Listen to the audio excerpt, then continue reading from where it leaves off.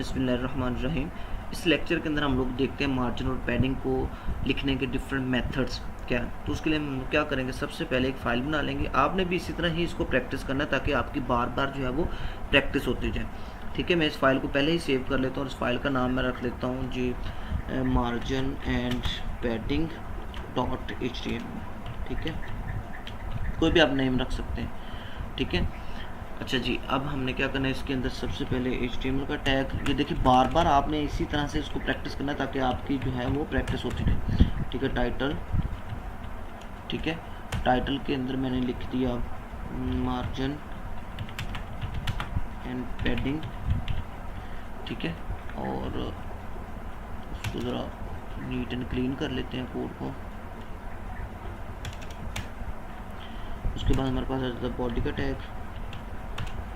ठीक हो गया, और इस फाइल को हम लोग क्या करते हैं, ब्राउज़र में ओपन कर लेते हैं।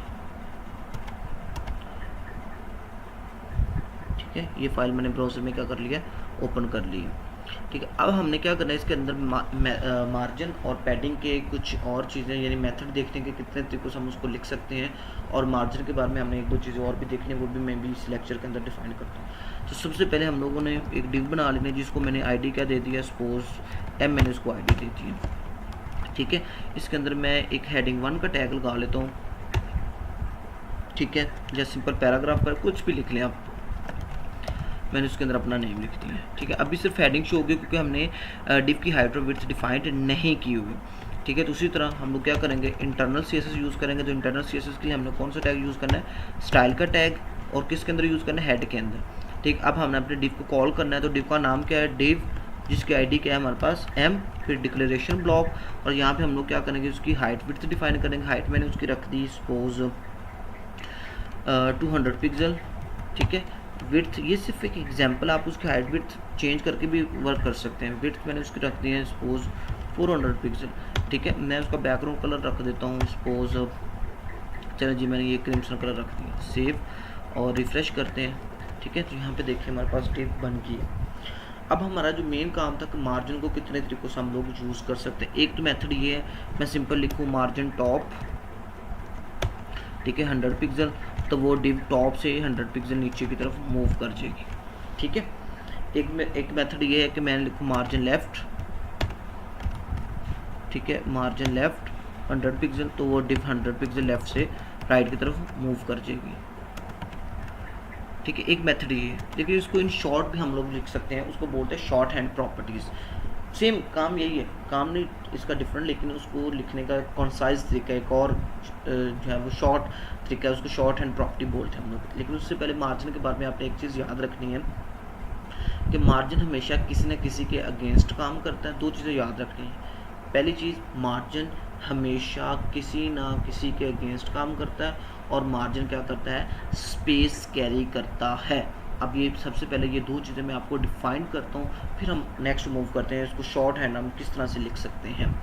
सबसे पहली चीज़ मैंने क्या बोली थी कि मार्जिन हमेशा किसी ना किसी के अगेंस्ट काम करता है। ठीक है, तो वो देखते हैं कि इसका पर्पज़ क्या है। मैं यहाँ पे क्या लिखता हूँ, अब मैं ना इस डिव को नीचे से ना ऊपर लेके जाना चाहूँ, तो ऑब्वियसली मैं क्या लिखूँगा, मार्जिन बॉटम। ठीक है, मार्जिन बॉटम 200 पिक्सल, यानी नीचे से मैं उसको ऊपर लेके जाना चाह रहा हूँ। तो मैं देखता हूँ, इसको रिफ्रेश करता हूँ, कोई भी इसके ऊपर इफेक्ट नहीं हो रहा, सॉरी, कोई भी उसके ऊपर इफेक्ट नहीं हो रहा। क्यों नहीं हो रहा, मैंने बात क्या बोली थी, मार्जिन हमेशा किसी ना किसी के अगेंस्ट काम करता है, तो उसको नीचे से ना कोई भी ऐसी चीज़ या कोई भी ऐसा बॉर्डर नहीं मिल रहा जिसके अगेंस्ट वो वर्क करेगा। यहाँ से उसको ये बॉर्डर मिल रहा था, यहाँ से उसको नियरेस्ट बॉर्डर ये मिल रहा था, लेकिन अगर मैं राइट से भी उसको मूव कराऊंगा तो राइट का बॉर्डर बहुत ज़्यादा दूर है, तो राइट से भी उसका कोई ऐसी चीज़ नहीं मिलेगी जिसके अगेंस्ट मार्जिन ने क्या करना है, वर्क करना है। Same as it is border bottom जो है वो वर्क क्यों नहीं कर रहा, कि उसके नीचे वाले, नीचे पहली बात कोई भी चीज़ होती है, हेडिंग होती है, कोई भी डिव होती है, तो उसके अगेंस्ट काम करता है। अगर कुछ भी नहीं है तो उसको ये वाला जो बॉर्डर है बॉटम का वो बहुत ज़्यादा दूर पड़ रहा है, तो वहाँ से उसको मार्जिन ही नहीं मिल रहा। पहली चीज़ यहाँ पे क्लियर होगी कि मार्जिन हमेशा किसी ना किसी के अगेंस्ट काम करता है। ठीक है, और दूसरी बात क्या है, स्पेस कैरी करता है। लेकिन उससे पहले आप लोग एक चीज़ पूछेंगे, अगर हमने इस डिव को ऊपर लेके जाना है, मार्जिन बॉटम वर्क नहीं कर रहा है क्योंकि उसको बाउंड्री मिल रही है जिसके अगेंस्ट उसने वर्क करना है, तो फिर हम इसको मूव कैसे करेंगे, यानी इस डिव को ऊपर कैसे लेके जाएंगे। तो मैंने अभी इससे पहले लेक्चर में या उससे पहले लेक्चर में डिफाइन किया था कि मार्जिन के लिए हम लोग क्या करते हैं, नेगेटिव वैल्यू यूज़ कर सकते हैं, जबकि पैडिंग के लिए हम नेगेटिव वैल्यू यूज़ नहीं कर सकते। तो नेगेटिव वैल्यू यूज़ कैसे करते हैं वो भी आप सुन लें। यानी मार्जिन दोबारा डिफाइन कर दूँ, मार्जिन हमेशा डिफ से बाहर काम करता है और पैडिंग हमेशा डिफ के अंदर काम करती है। तो नेगेटिव वैल्यू का मतलब ये है कि अगर मार्जिन बॉटम वर्क नहीं कर रहा है, इसको मैं करने लगा कमेंट। कमेंट का मतलब ये कोड लिखा हुआ है लेकिन ब्राउज़र पर इंप्लीमेंट नहीं होगा। अब इसको नेगेटिव वैल्यू का मतलब ये है कि अगर मैं टॉप -100 पिक्सल करूँगा तो माइनस का मतलब है उसकी पहले अगर पॉजिटिव था तो उसकी डायरेक्शन क्या थी, टॉप टू बॉटम। अगर मैंने माइनस लिख दिया तो उसकी डायरेक्शन क्या हो गया, रिवर्स हो गई, यानी बॉटम टू टॉप। ठीक है, देखिए ये डिव 100 पिक्सल ऊपर चली गई है, ये होता है नेगेटिव वैल्यू।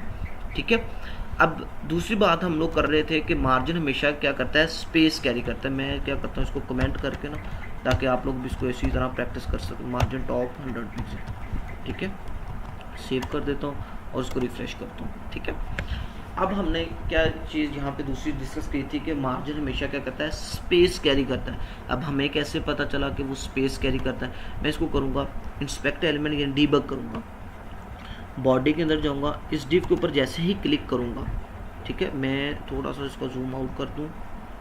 ठीक है, चलिए अब बेटर हो गया। ये देखिए, जैसे इस डिव के ऊपर मैं माउस लेके जा रहा हूँ, इसके लेफ्ट साइड पे जो ये ब्राउन कलर आ रहा है, उसके टॉप पे जो ब्राउन कलर आ रहा है, ठीक है, ये हमारे पास मार्जिन क्या कर रहा है, स्पेस कैरी कर रहा है। ये जो राइट साइड की स्पेस है ये और स्पेस है, ये मैं बाद में आपको डिफाइन करूँगा ये कौन सी स्पेस है। ठीक है, लेकिन जो लेफ्ट और जो टॉप पे स्पेस है वो हमारे पास कौन सी है, मार्जिन की स्पेस। और जितना मैं मार्जिन ज़्यादा दूंगा ये उतनी स्पेस क्या होती जाएगी, इंक्रीज होती जाएगी। यहीं पर हम लोग टेस्ट कर लेते हैं। ठीक है, मैं क्या करता हूँ, सॉरी, मैं कर देता हूँ लेफ्ट साइड से 300। देखें स्पेस क्या हो गया, इंक्रीज हो गया।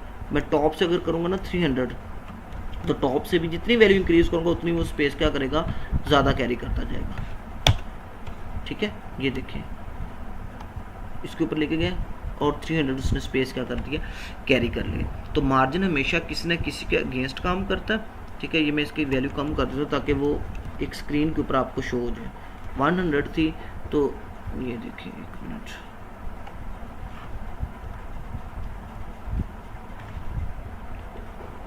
ये ऊपर 100 आ रही है उसकी, सॉरी 10 पिक्सल है, ये 100 सॉरी 100 पिक्सल।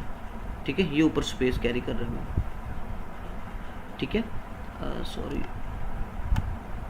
ये देखिए, और जैसे मैं इसकी वैल्यू थोड़ी सी भी इंक्रीज करूँगा, मार्जिन टॉप से 120 भी करूँगा, तो ये देखिए उतनी स्पेस उसकी क्या होगी है, इंक्रीज हो रही है। ठीक है, तो मार्जिन हमेशा क्या करता है, किसी ना किसी के अगेंस्ट काम करता है, किसी बाउंड्री के अगेंस्ट काम करता है, और दूसरा वो क्या करता है, स्पेस कैरी करता है। ठीक है, यानी मार्जिन डिफ से बाहर काम करता है। मार्जिन में हम लोग नेगेटिव वैल्यू यूज़ कर सकते हैं, वो कैसे कर सकते हैं वो भी मैंने करके भी दिखाया आपको।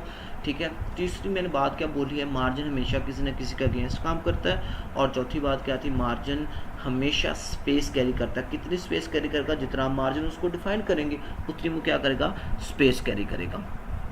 ठीक है, बाकी हम इंशाल्लाह नेक्स्ट लेक्चर के अंदर मार्जिन के डिफरेंट मेथड देखते हैं। लेकिन ये जो चीज़ अभी मैंने बताई है बहुत इंपॉर्टेंट है, इसको अपने माइंड में रखना है आपने।